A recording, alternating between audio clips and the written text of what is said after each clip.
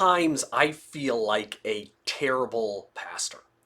And most books that are written for pastors leave me feeling even more so like a terrible pastor. I think I'm good at a few things when it comes to pastoral ministries. I think some of those are what's most important. Things like praying, studying the Bible, teaching the Bible, sitting with people while they're at the very end of their rope. But there's a lot of stuff in pastoral ministry, like the managerial type stuff. I'm awful at that, at least in my own eyes. I'm not very good at confrontation at all. I have a bunch of holes in my abilities. And I feel like a lot of pastoral books on pastoring and leading a church, focus on those areas where I don't measure up at all, and they just result in me feeling more like a failure than anything else when I'm finished. Well, in shepherding like Jesus, I finally found a book that encouraged me to be better than I have ever been before for the glory of Christ and for the good of his church, and didn't leave me feeling like a loser at the end. Welcome to Rev Reads, your home for Christian book reviews from the perspective of a pastor. If you are new to the channel and you want to discover more eye-opening and informative books, please subscribe to the channel to stay up to date with the most current reviews.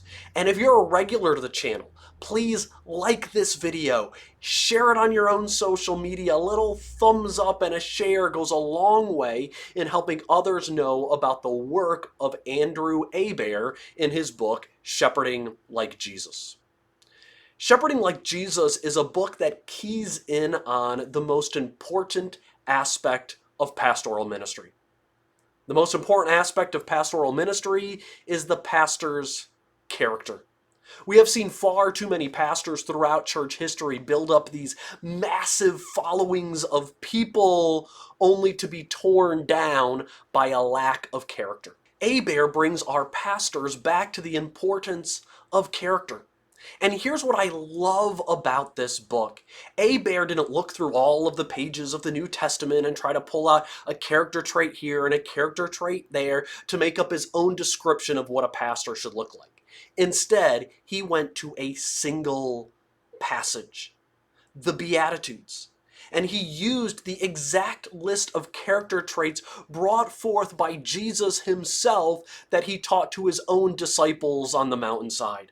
Hebert isn't so much telling you his own thoughts on what godly character is, but he is a vessel. He's an instrument bringing the teachings of the Sermon on the Mount to you in a package that is ideally fitted for those in pastoral ministry. Now, that's not to say that this book is inspired or perfect in any way. Like every book I read, there are a few places where I just kind of cringe a little, like I really didn't like his mention of perseverance of the saints. But the reason I can say that Hebert was an instrument for Christ in this book was because he wasn't telling us his own list of qualities for pastoral character, but he was using those specific abilities listed by Jesus himself. One of the great things about this book is just the way that it's structured. First, using the Beatitudes as an outline and allowing Jesus's own list of characters in Jesus's own order to help us to be able to glean from Christ's own teaching. I also liked the way he brought in other pastors' writings at the end of each chapter, so this isn't his voice alone. And here's the thing about diving into these character traits from the perspective of a pastor, and that is every single one of the Beatitudes is attainable for every single pastor.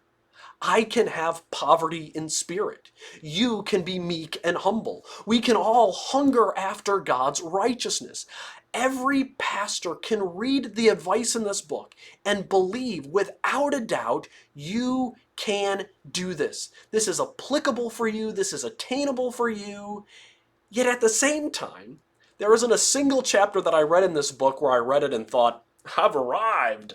I got everything that this chapter brings out, or I didn't really need that chapter because I already got that stuff covered. Because the wonderful thing about the character of Christ brought about in the Beatitudes is that we're never called to a place that's so high that we can't reach it. We can forgive. We can be patient. We can be compassionate. We can speak the truth of Jesus Christ even at the threat of future verbal abuse. Yet at the same time, we will never arrive and reach the maturity of Jesus himself, so there is always more to aim for. This is really brilliant stuff, and what Andrew Hebert brings out is only brilliant stuff because he's bringing you Jesus's own teaching. And it just reminded me that I need to set more time aside in my own reading to help me grow in godly character instead of just reading on theological subjects. My favorite line in the book was, if Jesus promises to fill us, if we are hungry and thirsty for his activity in our lives, then we are as close to the Lord right now as we want to be. And what a powerful reminder that Jesus is ready and willing. He is always there to draw near to you. But the question is, are you ready and willing to draw near to him? And I loved this quote by Alan Jacobs in the book. Learn how to cultivate a more general disposition of skepticism about our motives and generosity toward the motives of others. We so often read the worst of motives into other people, and we assume our motives are as pure as Jesus himself, when in reality in this world mostly it is a mixture of good motives and bad motives all the time. I really loved this book. Andrew Hebert really hit this out of the park with shepherding like Jesus. And I would encourage those who read this book to, especially in chapters 3 through 10, where he covers the one beatitude per chapter, read one chapter a week. Let each of those chapters really sink into your heart and mind, breathe them into your life before moving on to the next one. And I gotta say, if you aren't a pastor, this is still a worthwhile book for you on godly character. Just understand that it is specifically written for those in ministry. And if you need a gift idea for Pastor Appreciation Month this October, I would suggest to put Shepherding Like Jesus right at the top of your list.